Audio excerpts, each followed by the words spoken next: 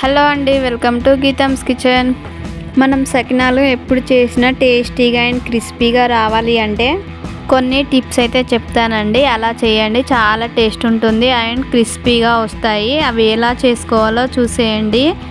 ఇక్కడ నేను 1 kg బియ్యాన్ని అయితే తీసుకున్నానండి.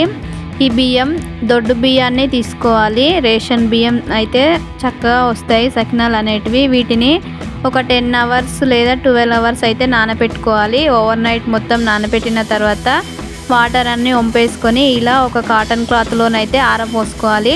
వీటికి ఉన్న తడి మొత్తం పోయేంత వరకు ఆరపోసుకుంటే చాలండి. చూడండి, నేను చూపిస్తున్నాను. ఇలా ఆరిన తర్వాత వీటిని మిల్లులో కానీ లేదంటే మిక్సీలో కానీ అయితే పట్టుకోవాలండి. ఇవి తక్కువ బియ్యం కాబట్టి నేనైతే మిక్సీలో వేసుకుంటున్నాను.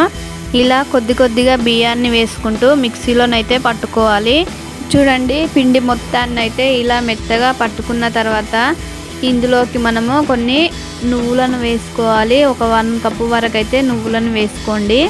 అలాగే ఇందులో ఒక 1/2 cup వరకు అయితే ఓమన్ వేసుకోవాలి. అలాగే ఇందులో ఒక టీ స్పూన్ వరకు అయితే జీలకర్రను వేసుకోవాలి. ఇది వేసుకోవడం వల్ల సకినాలు టేస్ట్ చాలా బాగుంటాయి. తగినంత సాల్ట్ వేసుకోవాలి. ఇప్పుడు ఈ పిండి మొత్తాన్ని సాల్ట్ అలాగే నువ్వులు ఇవన్నీ కలిసేలాగా ఒక్కసారి అయితే కలుపుకోవాలి. ఇలా పిండి మొత్తం కలుపుకున్న తర్వాత కొద్దిగా వాటర్ అయితే వేసుకొని పిండిని అయితే చూసుకుంటూ కలుపుకోవాలి. చూడండి, నేను ఇక్కడ చూపిస్తున్నాను. పిండిని ఇలా మెత్తగానైతే కలుపుకోవాలి. ఇలా ఒకసారి అయితే సకినం పోస్తే వస్తుందా లేదా అని అయితే చూసుకోవాలి. ఒక కాటన్ క్లాత్ అయితే తీసుకోవాలి. ఈ కాటన్ క్లాత్ని కింద ముడతలు లేకుండా చూసుకోవాలి. మన చేతిలో ఎంత పిండి పడుతుందో అంతే పిండిని అయితే తీసుకోవాలి. ఈ సకినాలు ఫస్ట్ టైం చేసేవారికి త్వరగా రావండి. ఇలా 1కి 2 సార్లు అయితే ట్రై చేయాలి. ఇలా ట్రై చేస్తే కంపల్సరీ వస్తాయండి.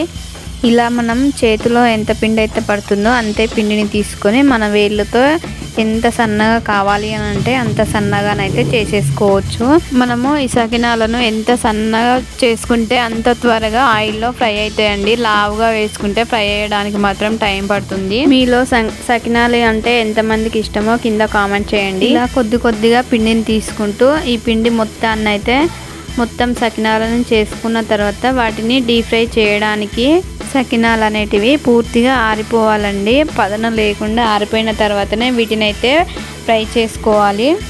ఒక మూతకి ఆయిల్ అప్లై చేసి ఇలా సరాతంతో అయితే సకినాలను తీసేటప్పుడు విరిగిపోకుండా ఒక్కొక్కటైతే ఇలా తీసుకొని మూత పైననైతే వేసుకోవాలి. వీటిని ఫ్రై చేయడానికి ఆయిల్ అయితే వేడిగా ఉండాలండి. ఇలా వేడి ఉన్న ఆయిల్లో మాత్రమే వేసుకోవాలి. మంటని మీడియం ఫ్లేమ్లో పెట్టి కాల్చుకోండి. అప్పుడే సకినాలు అనేటివి క్రిస్పీగా వస్తాయి. చూడండి, ఇలా 2 sides కాల్చుకున్న తర్వాత తీసేయడమే. ఇవి కాలినాయో లేదో అంత కరెక్ట్గా తెలియదండి.